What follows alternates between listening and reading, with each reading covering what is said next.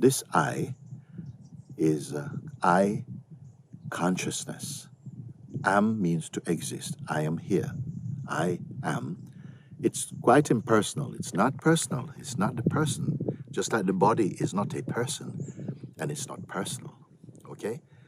This sense I am entered the body and experience itself as the experiencer or the witness, the feeling or vibration.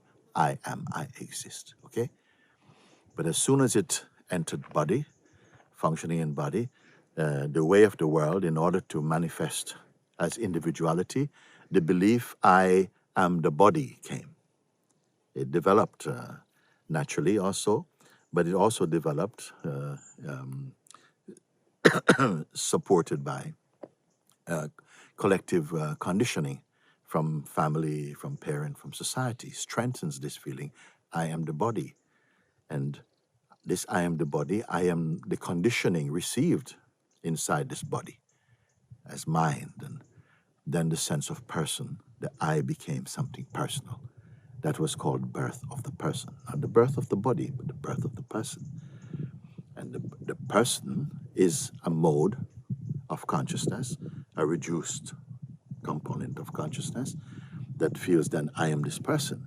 And thereafter, we don't know how long this consciousness is sleeping or dreaming itself to be only person. So it's on much reduced power because it is infinite and broad, but it came to the person. The person takes on the limitations of the body.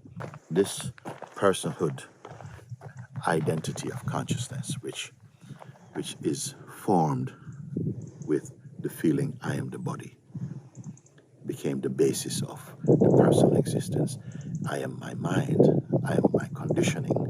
You see? So as soon as that came in, consciousness became very limited in its expression. So it became selfish, insecure, because it recognized that the body is subject to pain, suffering, mind and body, also sickness, death also. So the consciousness, which is actually imperishable because it is formless, took on fear through the body identification. No? One begins to see, the seeing becomes self-evident that the person and all of its characteristics and identity is actually a thought-based that has been strengthened through habit, you see, and it's observable. And if it is observable, as all things which are observable must be accepted that they are not stable, they come and go. And if something comes and goes, it cannot be the reality. It's like the clouds. They are part of the sky, but they come and go. But the sky is always here. In the same way, thoughts and feelings, ideas and so on, they come and go. Everything's coming and going. Not only that, they are observed to come and go. So that which is observing their coming and going cannot be made of the same thing. Because if it was, first of all, it was here, that which is here, was here before the thoughts come. And it witnessed the thoughts coming and now present. It also witnesses them going. So if it was those, then it would also be gone. But it remains as the witness.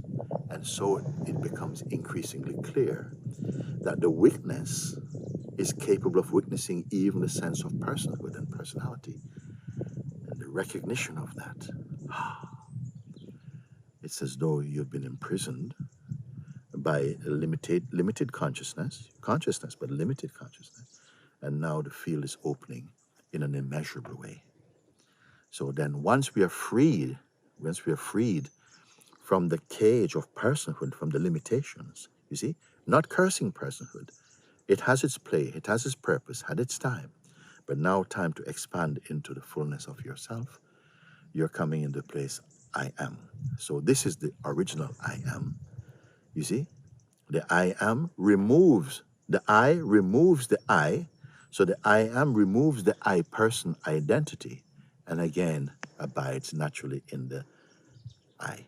So I removes I, yet remains I.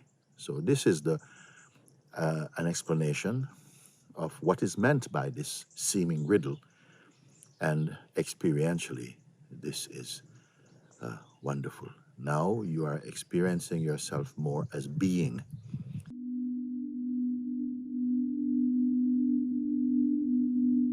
Just that, and just pay attention to what is, just pay attention to your being. Before you go out and touch the world, already your mind is touching the world inside your own room, in the form of thoughts and feelings and judgments and plans and projections and so on.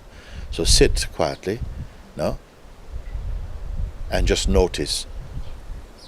See if you can discern the difference between the mind energy and beingness.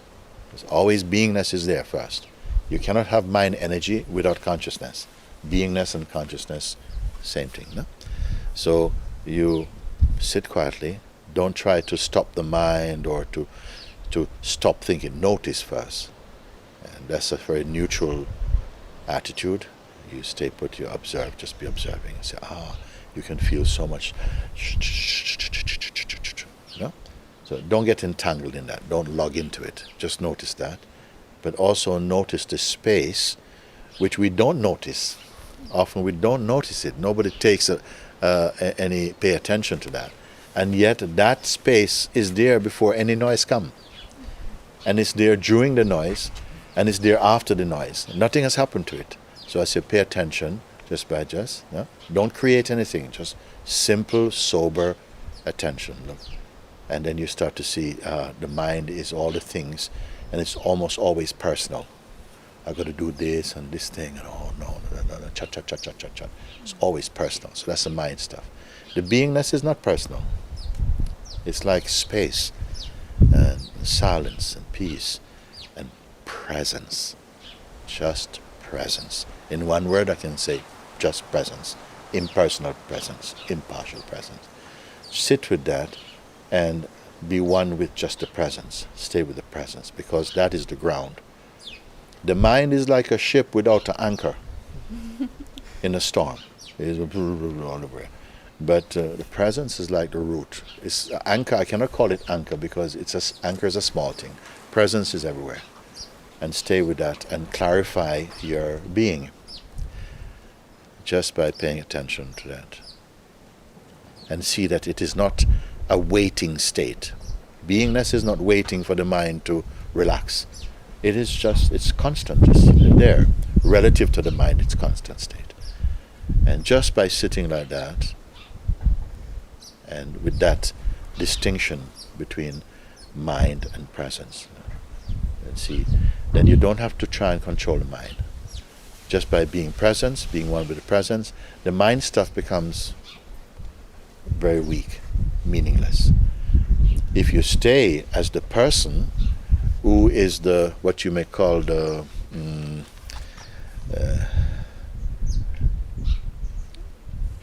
kind of daily self.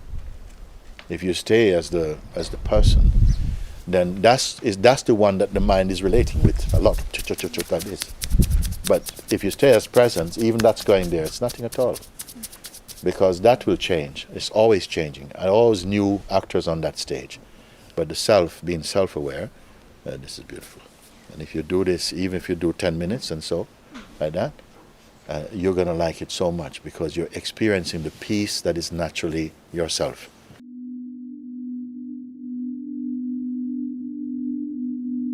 For no apparent or explainable way, you may feel just like blah.